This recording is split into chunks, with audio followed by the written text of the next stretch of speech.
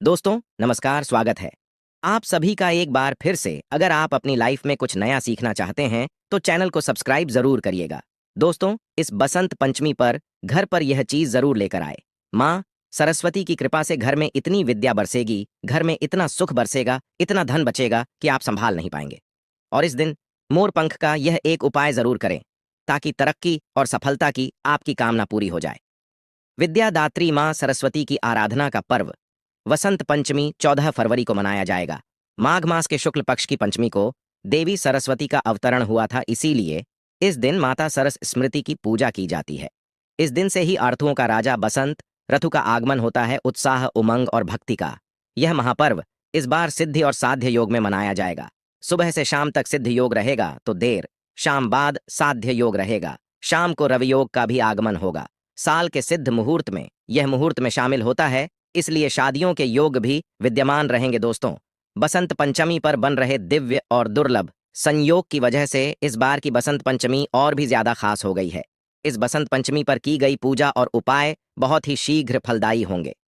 मां सरस्वती की कृपा प्राप्त करने के लिए यह बहुत ही खास दिन माना जाता है।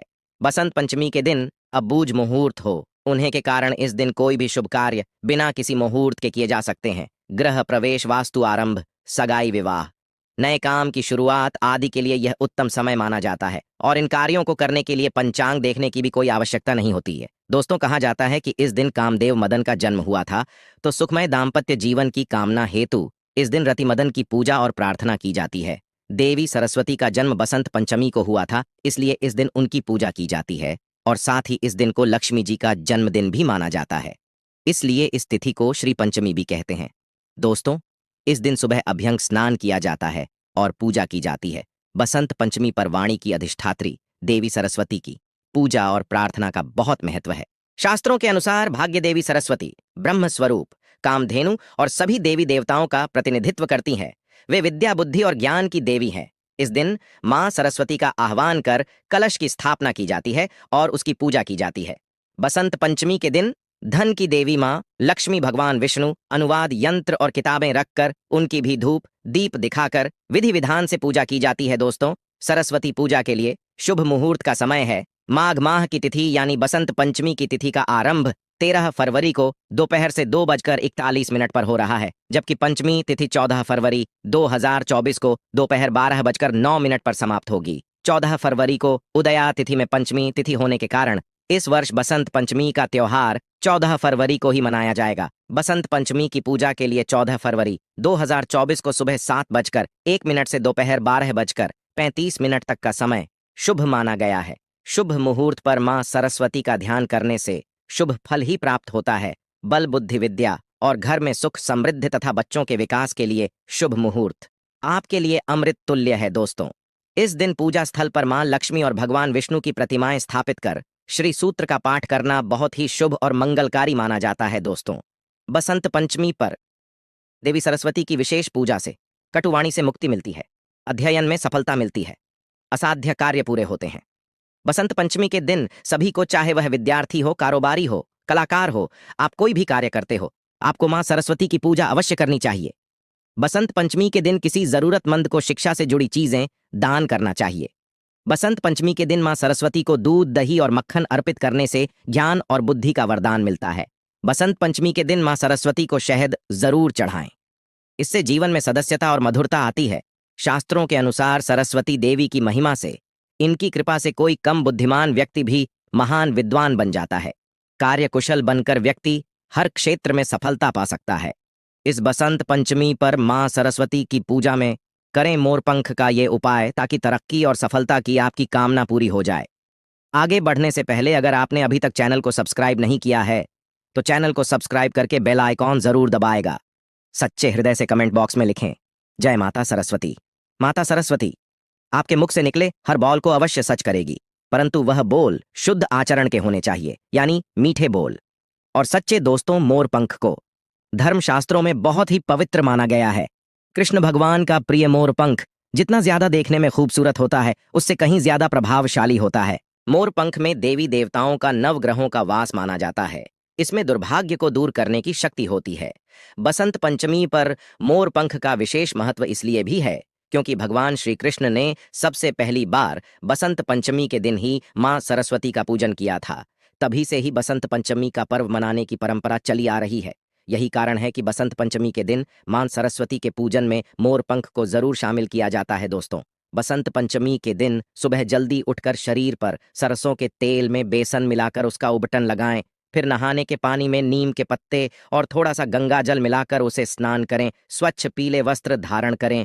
फिर अपने मंदिर की सफाई करें। अगर आपके घर में मां सरस्वती की मूर्ति है तो उन्हें स्नान कराएं और पीले या फिर सफेद रंग के वस्त्र पहनाएं।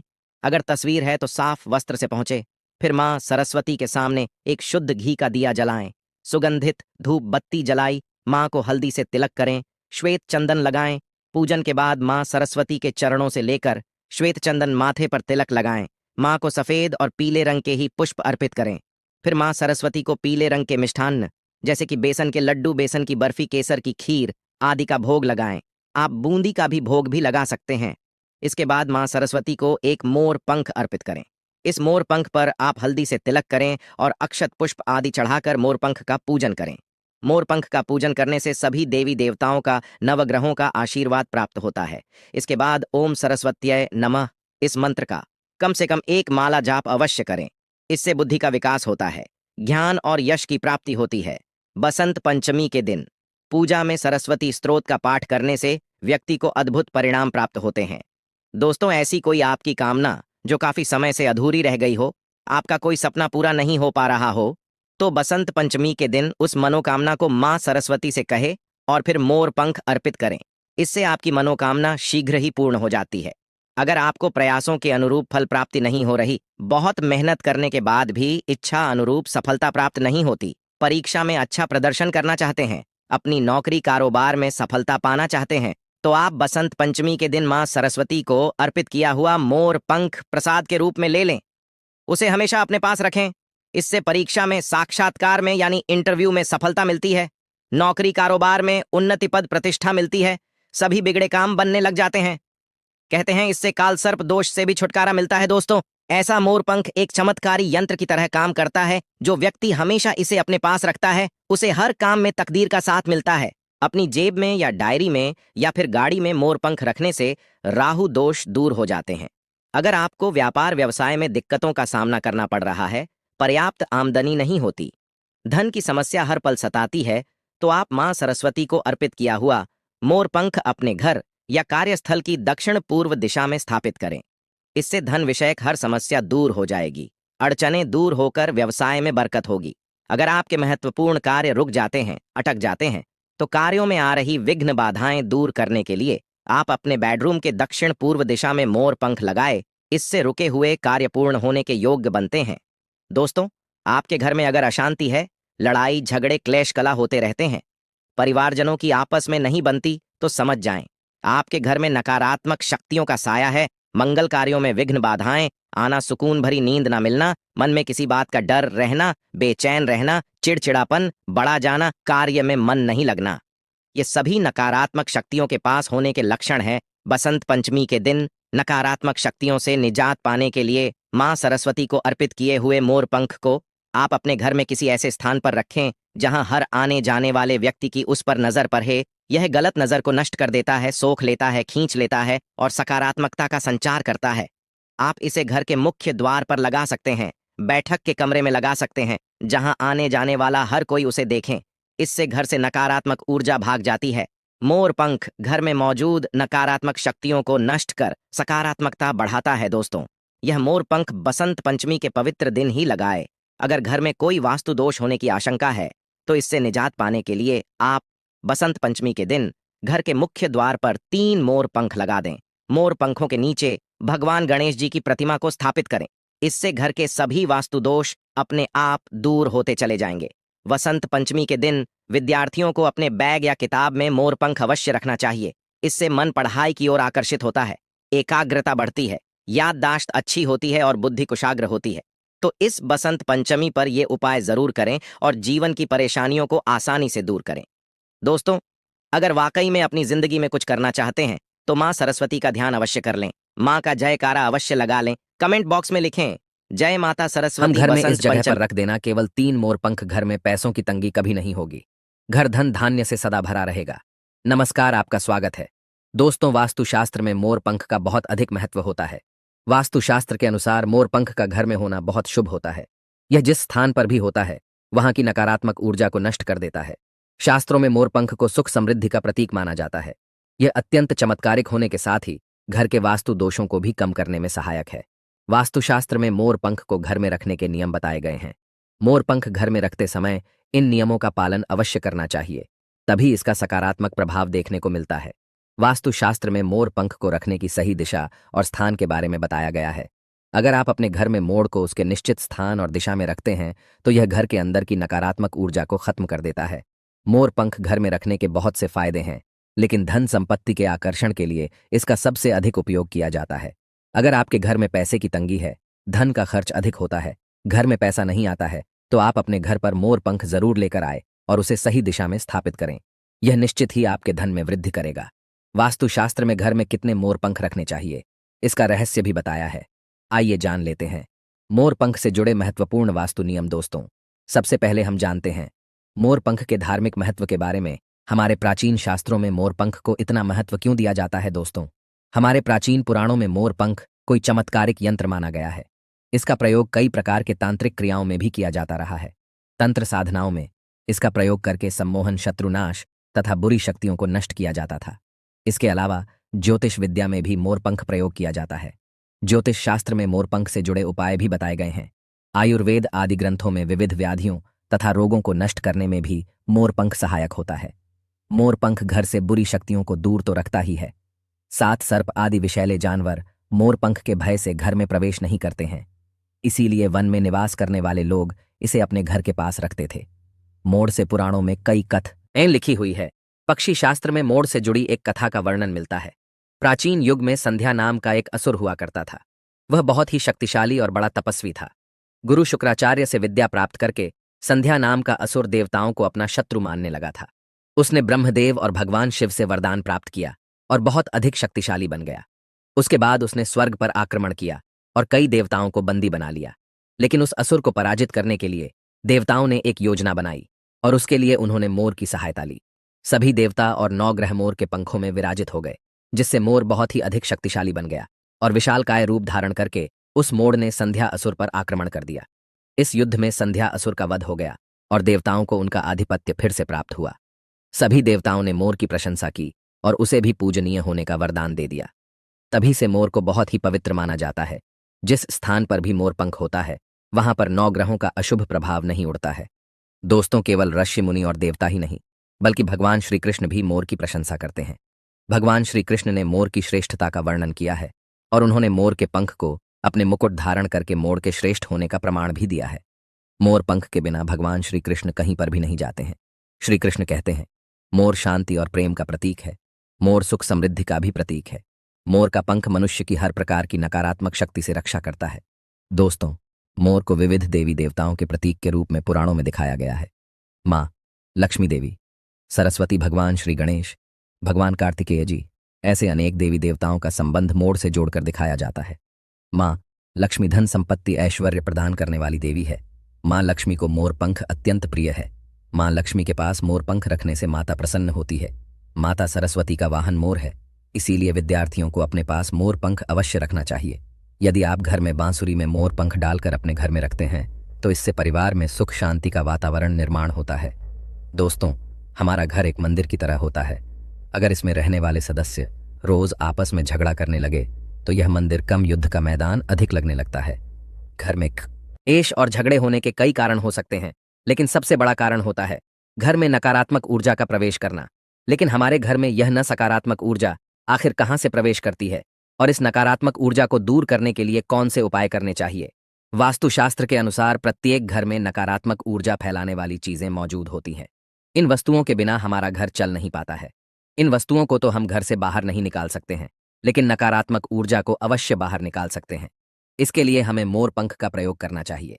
मोर पंख ले और उसे अपने घर के मुख्य द्वार के पास हवा में जोर जोर से हिलाया। इससे आपके घर के अंदर की नकारात्मक ऊर्जा आपके घर से बाहर चली जाएगी। अगर आप रोज सुबह ऐसा करते हैं तो आपके घर के अंदर की संपूर्ण नकारात्मक ऊर्जा धीरे धीरे समाप्त हो जाएगी और आपके घर में सकारात्मक वातावरण का निर्माण होगा। इसी बात को ध्यान रखते हुए आज हम आपको बताएंगे कि घर में वह कौन सी 3 जगह है जहां पर आपको मोर पंख जरूर रखना चाहिए, और इन जगहों पर अगर आप मोर पंख रख देते हैं तो आपके घर में भी सबसे अधिक सकारात्मक ऊर्जा बनी रहेंगी। सबसे पहली बात, घर से नकारात्मक ऊर्जा को दूर करने के लिए अगर घर में नकारात्मक ऊर्जा है और परिवार के सदस्यों की तरक्की में अड़चनें निर्माण हो रही है तो आप अपने मुख्य द्वार के ऊपर गणेश जी की प्रतिमा रखें और प्रतिमा के दोनों ओर मोर पंख अवश्य रखें।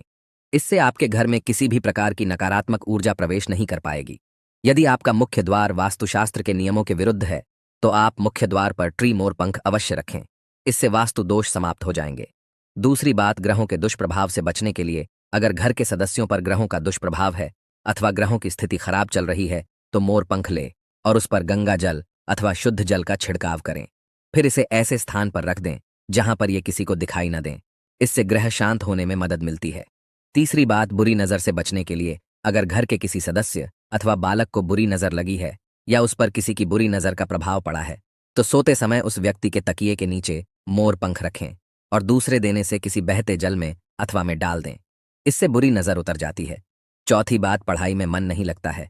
अगर घर के विद्यार्थियों का पढ़ाई में मन नहीं लगता है, उनकी याददाश्त कमजोर है, पढ़ाई करते समय बार बार नींद आती है, तो विद्यार्थियों को मां सरस्वती के सामने मोरपंख रखकर दूसरे दिन उस मोरपंख को अपनी किताबों में रखना चाहिए। इससे विद्यार्थियों में एकाग्रता बढ़ेगी और मां सरस्वती की कृपा बनी रहेगी। पांचवा उपाय, दोस्त शत्रुओं से छुटकारा पाने के लिए अगर कोई शत्रु जानबूझकर आपको परेशान कर रहा है और बार बार आपको नुकसान पहुंचाने का प्रयास करता है तो मंगलवार के दिन हनुमान जी के मस्तक का सिंदूर मोरपंख पर लगाएं और सुबह के समय बिना नहाए ही इसे बहते हुए जल प्रवाह में अथवा में डाल दें। इससे शत्रुओं से छुटकारा मिलता है।